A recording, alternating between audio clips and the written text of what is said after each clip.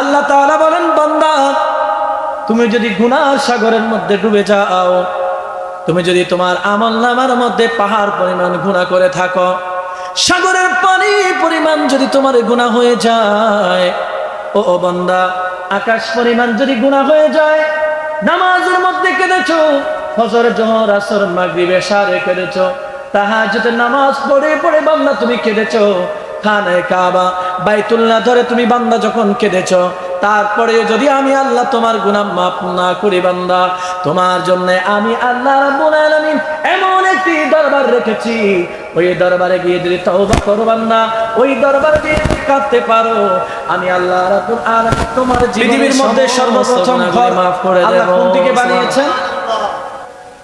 আর হজ করলে কি লাভ, না করলে কি লাভ, এই বিষয়ের উপর আলোচনা করব। আল্লাহ তাআলা যেন আমাকে তৌফিক দান করে বলার, আর আপনাদেরকে যেন শুনে আমল করার তৌফিক দান করে। সকলে বলে আমিন। একটু জোরে বলুন আমিন। আল্লাহ রাব্বুল আলামিন পবিত্র কোরআনুল কারীমের মধ্যে সূরাতুল আলে ইমরানের 96 নম্বর আয়াতে আল্লাহ রাব্বুল আলামিন বলেন, আমার সাথে বলুন, বিসমিল্লাহির রহমানির রহিম। ইন্না আউওয়ালা বাইতিন উদিআ লিন-নাসি লাল্লাযী বিবাক্কাতা মুবারাকান ওয়া হুদাল লিল-আলামিন। সুবহানাল্লাহ। আল্লাহ রাব্বুল আলামিন বলেন, নিশ্চয়ই আমি আল্লাহ রাব্বুল আলামিন খানায়ে কাবাকে প্রথম ঘর হিসেবে নির্মাণ করেছি। বলেন সুবহানাল্লাহ। তাহলে পৃথিবীর মধ্যে সর্বপ্রথম ঘরের নাম কি? খানায়ে কাবা, বাইতুল্লাহ শরীফ। এটা কার কথা? কেউ যদি কয় বাইতুল মুকাদ্দাস আল্লাহ আগে বানাইছে, মানবেন নি? কথা বলেন, মানবেন? কেউ যদি কয় যে, বলেন নাউজুবিল্লাহ, কিছু বছর আগে করোনা ছিল কি ছিল না? লক্ষ কোটি কোটি টাকার মালিক আল্লাহর বান্দা ছিল, কিন্তু হজ করার জন্য যেতে পারে নাই। কথা বলেন ঠিক কিনা? টাকা ছিল হজে যাওয়ার জন্য, চেষ্টা করার পরেও যেতে পারে নাই। এর কারণ হলো এমন এমন সময় আসবে যে আল্লাহ তাআলা কিছু সময়ে পৃথিবীর মধ্যে গজব নাজিল করবেন। ওই গজবের কারণে বান্দা তখন হজ পালন করতে পারবে না। যেমন এক্সাম্পল হলো করোনাকালে লক্ষ কোটি মুসলমান খানায়ে কাবার জন্য চেষ্টা করেছে, কিন্তু খানায়ে কাবায় জিয়ারত করতে পারে না। কথা বলেন ঠিক কিনা? যে কোনো মুহূর্তে একটা গজব চলে আসতে পারে পৃথিবীতে, আপনি যেতে পারবেন না হজে। তো টাকা থেকে লাভ কি? লাভ আছে? তৃতীয় নাম্বার হলো অনেক ব্যক্তির, তৃতীয় নাম্বার ক্ষতি, অনেক ব্যক্তির টাকা আছে, সম্পদ আছে, কিন্তু হঠাৎ এমন একটা বিপদ তার সামনে চলে আসবে, যেই বিপদটা সারানোর জন্য তার অর্থ সম্পদ ব্যয় করতে হবে। যেমন আমার কথা বলি, আমি কিন্তু গত বছর হজে যাওয়ার কথা ছিল, কিন্তু আমার সামনে এমন একটা বিষয় আসছে যেটার কারণে আমি যেতে পারি নাই। সেটা হলো, আমি মাদ্রাসা করছি, কিন্তু টাকা জমাইছি হজ করার জন্য, কিন্তু যেতে পারি নাই। জায়গা দিছে মাদ্রাসার আপনারা, আমি করে ফেলছি, আজ যেতে পারছি, আমি ইচ্ছে করলে যেতে পারতেছি না, টাকা নাই। কথা বুঝে আসছে? তৃতীয় নাম্বার ক্ষতি সেটা হলো, আপনার কাছে টাকা রয়েছে, আপনি হজ করতে পারবেন না। কেন? আপনি হঠাৎ একটা বিপদে পড়ে যাবেন। সেটা হলো, আপনার মেয়ের বিয়ে হইতে পারে, আপনার জায়গা জমি নিয়ে দ্বন্দ্ব লাগতে পারে, মামলা মোকদ্দমা থাকতে পারে। মামলা থাকলে তো যেতে পারতেন না। এই জন্য আপনার সামর্থ্য থাকলে সুস্থ অবস্থায় আপনি হজ করে আসবেন। এটার আদেশ কার? আল্লাহ। আপনার ধন সম্পদ রয়েছে, সামর্থ্য রয়েছে, আপনাকে বারবার হজ করতে হবে না। কেন? আল্লাহ রাসূলকে এই প্রশ্নটা করা হয়েছে। ইবনে মাজার হাদিস, একজন সাহাবী এসে বলতেছে, ইয়া রাসূলুল্লাহ সাল্লাল্লাহু আলাইহি ওয়াসাল্লাম, যে আপনার যারা সমর্থ রয়েছে তারা কি বারবার হজ করতে হবে? আল্লাহ রাসূল সাল্লাল্লাহু আলাইহি ওয়াসাল্লাম বলেন, না সাবিনা, সমর্থ থাকার পরেও বারবার হজ করতে হবে না। কারণ কি? কারণ হলো আমি যদি এই আদেশ দিয়ে দেই তাহলে আমার উম্মতের কষ্ট হয়ে যাবে, সে বারবার হজ করতে আসবে। সুবহানাল্লাহ। কেমন নবী! উম্মতের কষ্ট সহ্য হয় না, আর আমরা সেই নবীকে কষ্ট দিয়ে কথা বলি। তারপরেও যারা কথা বলে তাদের পক্ষে আমরা স্লোগান দেই, আছে না নাই? হুজুর যা বলে তাই সঠিক, নবীর ভুল আছে, হুজুরে ভুল হতে পারে না। আমার কথা বিশ্বাস হয় না? এরা বলো রসুল ভুল করতে পারেন, কিন্তু আমপাত্রিক বলে রসুলের ভুল থাকতে পারে, কিন্তু আমাদের শায়েকের ভুল নাই। বলে নাউজুবিল্লাহ। জামানা এটা চলে আসছে। তাহলে হজ করার আদেশ দিয়েছেন কে? আল্লাহ। এখন যাদের সামর্থ্য আছে যাবেন কিনা? বুড়ো গেলে যাবেন না, যুবক অবস্থায় যাবেন? আর বুড়ো অবস্থায় গেলে তো চাপা মাত্র করে চাপা মারা দৌড়ালে তো গুনাহ মাফ হয়ে যায়, আর আমরা তো দৌড়াইতে পারতাম। এই জন্য নিয়ত ক্লিয়ার করুন। আমি একটা আলোচনা বলছিলাম যে গত জুমায় আল্লাহ তাআলা দুনিয়ার মধ্যে চারজন ব্যক্তিকে পুরস্কার প্রদান করেন। দ্বিতীয় নাম্বার ব্যক্তি হলো যে নিয়ত সহি রাখে, তার নিয়তের উপর আল্লাহ বরকত দান করেন। সুবহানাল্লাহ। এই জন্য যাদের টাকা পয়সা আছে আপনারা হজ করার জন্য প্রস্তুতি গ্রহণ করুন, হজে চলে যান। কেন? এটা ইসলামের পাঁচটা স্তম্ভের মধ্যে একটা। যদি তোমার সামর্থ্য থাকে তুমি বাইতুল্লাহ ঘুরে আসো। কিন্তু আমরা এখন এটা মানতেছি না। কারণ হলো যে আমরা মনে করি আমরা বুড়ো হয়ে গেলে যাবো, তারপরে হুইল চেয়ারে বইয়ে বইয়ে হজ করে এলাম, ঠেলে ঠেলে লয়ে যাবো, সিস্টেম তো আছে।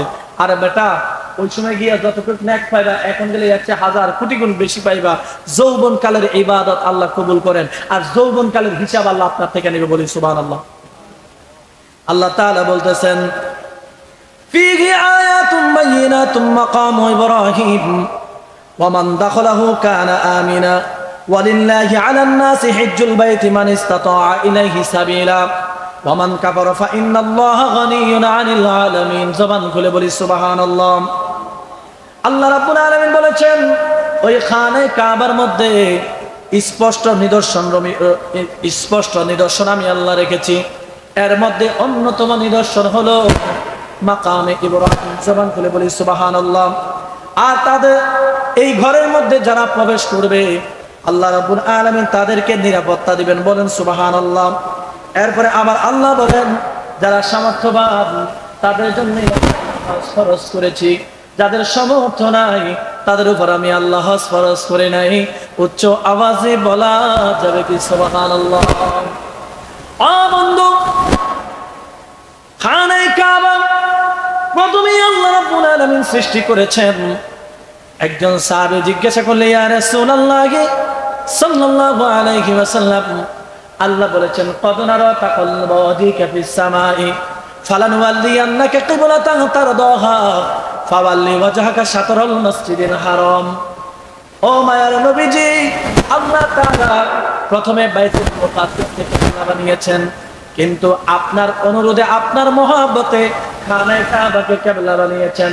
ও মায়ার নবীজি, আমরা জানতে চাই এই খানে কাবা আল্লাহ প্রথম বানিয়েছেন না বাইতুল মুকাদ্দাসকে প্রথম বানিয়েছেন? সুবহানাল্লাহ। আল্লাহ নবী সঙ্গে সঙ্গে উত্তর দিলেন, আমার সাহাবী, খানে কাবাকে আল্লাহ সৃষ্টি করেছেন প্রথম। ইন্না আউওয়ালা বাইত। সুবহানাল্লাহ বলেন। এরপরে আল্লাহর নবী বলেন যে খানে কাবার সৃষ্টি হওয়ার 40 বছর পরে আল্লাহ রাব্বুল আলামিন বাইতুল মুকাদ্দাসকে বানিয়েছেন। সুবহানাল্লাহ। ইহুদিরা তখন বলতো, তোমাদের নবী ভুল, আল্লাহ তো বাইতুল মুকাদ্দাসে কিবলা বানাইছে, এখন তো উনি কিবলা বানাইছে এই বাইতুল্লাহকে। তখন আল্লাহ তাআলা এই আয়াত নাযিল করেছেন, না, আমি প্রথম ঘর বাইতুল মুকাদ্দাস বানাই নাই, প্রথম ঘর বানাইছে ইন্না আউওয়ালা বাইতিন উদিয়া লিন-নাস, মানুষের জন্য বলি খানে কাবা তৈরি করেছি। বলি সুবহানাল্লাহ। ইহুদিরা এখানে শেষ, ইহুদিরা এখানে এই আয়াতের মধ্যেই তারা শেষ। এখন প্রশ্ন হলো, আমরা তো হজে যাব, যাওয়ার পরে অনেক বেঈমান রয়েছে, মুনাফিক রয়েছে। হজে যাওয়ার পরে হজের সব কিছু পালন করে, এরপরে কয় মদিনাতে যাওয়ার দরকার নাই। বলেন নাউজুবিল্লাহ। হজের অংশ মদিনা না, অথচ আল্লাহ কোরআনের মধ্যে বলেছেন ওয়ালাউ আন্নাহুম ইয যালামু আনফুসাহুম জাউকা ফাস্তাগফিরুল্লাহ ওয়াস্তাগফার লাহুমুর রাসূল। সুবহানাল্লাহ।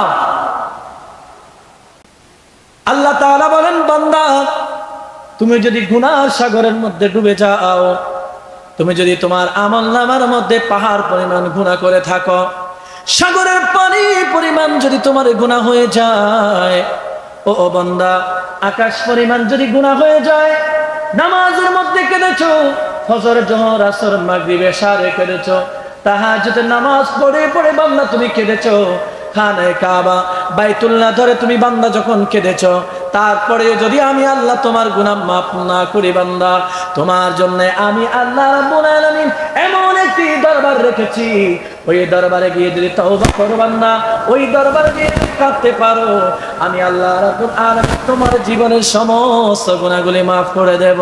সুবহানাল্লাহ। হজে গেছে, হজে গেলে তো হজ কবুল। আরে বেটা, ওইখানে সুদের টাকাও তো থাকতে পারে, আছে না নাই? জুলুমের টাকা থাকতে পারে, ওই জুলুমের টাকা দিয়ে হজ করলে আল্লাহ কবুল করবো? এরপর আল্লাহ করতেছে যদি মাফ না করি বান্দারে, আরেকটা অপশন আছে। সেই অপশন কি? আল্লাহ তাআলা কোরআনের মধ্যে বলেন ওয়ালাউ আন্নাহুম ইয যালামু আনফুসাহুম জাউকা, তুই যদি গুনাহের সাগরে ভাসস, তোর গুনাহ যদি আকাশ পরিমাণ হয়ে যায়, সাগরের পানি পরিমাণ গুনাহ হয়ে যায়, বান্দা নিরাশ হোস না, আমি আল্লাহ রাব্বুল আলামিন তোর জন্য একটা রাস্তা খোলা রেখেছি, সেই রাস্তাটার নাম হলো মদিনা শরীফ। বলি সুবহানাল্লাহ। একটা দরুদ শরীফ পড়ে সাল্লাল্লাহু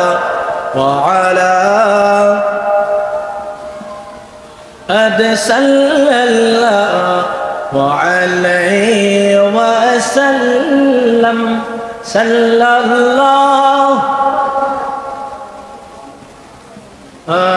সাল্লাল্লাহু আলাইহি। গভীর মনোযোগ।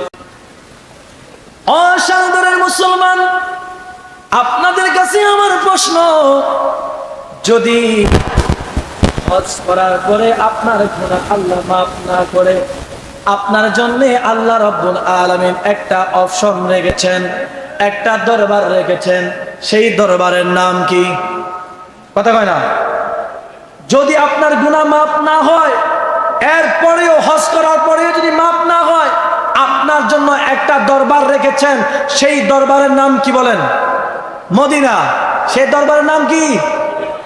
ইচ্ছে জাগে আমাদের যেতে মদিনায়, ইচ্ছে জাগে চুমো খেতে সোনালি রওজায়। বলেন ইচ্ছে জাগে আমাদের যেতে মদিনায়, ইচ্ছে জাগে চুমো খেতে সোনা। সারা বছর অনেকে জিয়ারত করে, জিলহজ মাসে হাজিরা হজ পালন করে, ঠিক না? সারা বছর অনেকে জিয়ারত করে, জিলহজ মাসে হাজিরা হজ পালন করে। আরে তাদের সঙ্গী হতে আমারই মন চায়, তাদের সঙ্গে হতে আমারই মন চায়, ইচ্ছে জাগে চুমু খেতে সোনালি পর্দায়, ইচ্ছে জাগে আমাদের যেতে মদিনায়, ইচ্ছে জাগে চুমু খেতে। সবাই বলেন আমরা মদিনায় যেতে চাই কি চাই না? বলেন ইচ্ছে জাগে চুমু খেতে সোনালি পর্দায়। আমি অদম এখনো যেতে পারি নাই, ঠিক না? কাবারি কাবা সোনার মদিনায়, আমি অদম এখনো যেতে পারি নাই, কাবারি কাবা সোনার মদিনায়। তাই তো আমি কেঁদে কেঁদে বুকটা বাসাই, তাই তো আমি কেঁদে কেঁদে বুকটা বাসায়, ইচ্ছে জাগে চুমু খেতে সোনালি রোজায়, ইচ্ছে জাগে চুমু খেতে সোনালি পর্দায়, ইচ্ছে জাগে আমাদের, সবার মনে হয় না? ইচ্ছে জাগে আমাদের, ইচ্ছে জাগে চুমু খেতে। শেষ কথা হলো যে আপনার যদি হজে গিয়েও মনে হয় তওবা কবুল হয় নাই, আপনি মদিনায় যাবেন, এটা আল্লাহর কথা। আল্লাহ বলেছেন ওয়ালাউ আন্নাহুম ইযযালামু আনফুসাহুম জাউকা ফাস্তাগফিরুল্লাহ ওয়াস্তাগফার লাহুমুর রাসূল, আমার রাসূলের দরবারে যাও, আমার রাসূলের দরবারে গিয়ে আমি আল্লাহর কাছে তওবা করো। তোমার তওবা দেখে, তোমার চোখের পানি দেখে আমার রাসূল যখন বলবে আমার এই গুনাহগার উম্মতকে আল্লাহ মাফ করে দেন, আমি আল্লাহ আমার জাতের কসম আমি আমার বান্দাকে সঙ্গে সঙ্গে রাসূলুল্লাহর মহব্বতে মাফ করে দেব। বলি সুবহানাল্লাহ। যারা বলে মদিনা যাওয়ার দরকার নয়, মনে করবেন সে ইমানদার নয়। যারা বলে হজ করে মদিনা যাওয়ার দরকার আছে, তারাই হলো ইমানদার। আল্লাহ তাআলা আমাদের ইমানদার হওয়ার তৌফিক দান করুন। সকলে বলে আমিন। ওয়া আখিরি দাওয়ানা আনিল হামদুলিল্লাহি রাব্বিল আলামিন। যাদের সুন্নাত বাকি আছে পড়ুন, যারা